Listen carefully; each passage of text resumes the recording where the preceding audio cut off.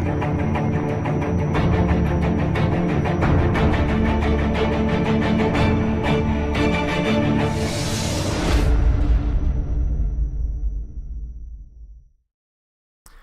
going on, guys? It's Aston Edmonds with Health and Swellness, and if you notice, unlike all my other videos, I am not training alone today. I had the pleasure of training with one of my good friends, and it brings me on to the topic of training partners. Now, I'm going to be honest, this is my second take with this video. The first time around, I just did like a pros and cons list of training partners, and it was just terribly boring. So I'm going to redo it and see if I can make it a little bit more interesting. Now, I've had a lot of experience with many different types of training partners throughout my lifting career. I've trained, for extended periods of time with different people, sometimes two people, sometimes just one training partner, all of them having different, mentalities, training styles, and it can really play a role into how much you progress. When it comes to picking a training partner or deciding whether or not you want to have a training partner, you kind of have to look for somebody with a similar mentality. What I mean by this is a lot of us, since we're really into it, I assume you guys are into it since you're watching YouTube videos about lifting, but we're all in there, to go hard, to make sure that we improve ourselves one way or another, whether it's improving our strength or our physique or just our overall health. We're all in there to better ourselves.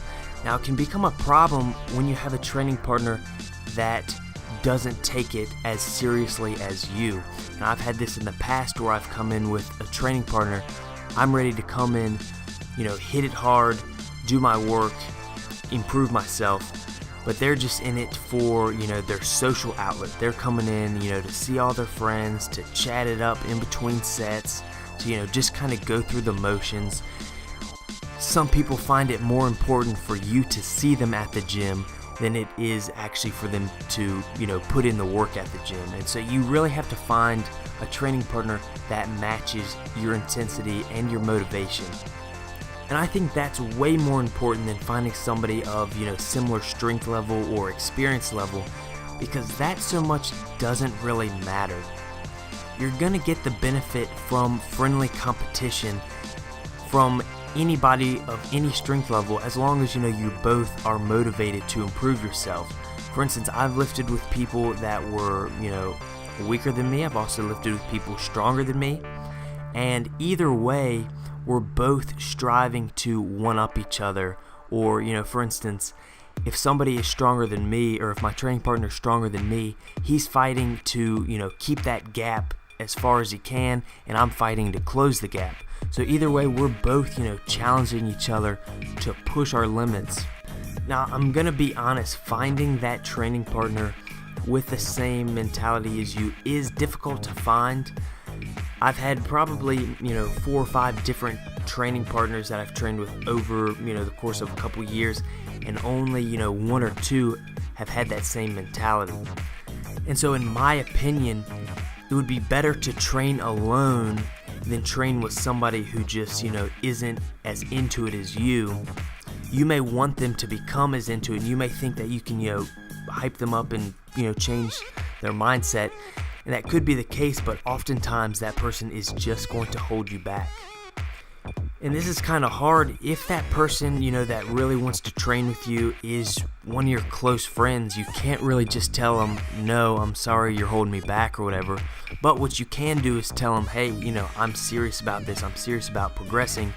If you're going to train with me, then we need to be serious about it. We need to hit it hard. We're not going to be goofing off in between sets. We're not going to be, chatting up all the ladies asking for their numbers. And so if you can make it clear to them that, this isn't goof off time, then hopefully maybe they'll either take it more seriously or they'll understand, hey, maybe this just isn't, the right fit as far as training partners go. And so that's why I'm training with this guy. His name is Zach. We may be on, slightly different strength levels and experience levels, but the fact is he is hungry for it. I see him every day going as hard as he can. He doesn't miss days. He takes his diet and his training very seriously, and he has made quite a transformation. He's lost a ton of weight and gotten a lot stronger in a very short amount of time, and it's because he's serious about it. He's dedicated. Now, his older brother was one of my training partners for a long time and was one of my best training partners that I've had because his mentality was there. I mean, there was a couple of downfalls. He would show up late every now and then, well, by every now and then, most of the time. But, you know, some of those things you can forgive for somebody who is going to push you to be better. And by the way, I know his brother is most likely watching this, so I'm just ragging on him. So what I want to know is some of you guys' good, bad, ugly training partner stories. Let me know them down in the comment section. It will be fun for all of us, to read our different experiences. But more importantly, just take note that having no training partner is better than having a bad training partner, because it can really make a difference in the whole trajectory of your progress. Don't be held back by somebody else just because they're your friend and you want to spend time with them. You can spend time with them in other places besides the gym. If it's holding you back, then it's holding you back, and you need to, get away from that.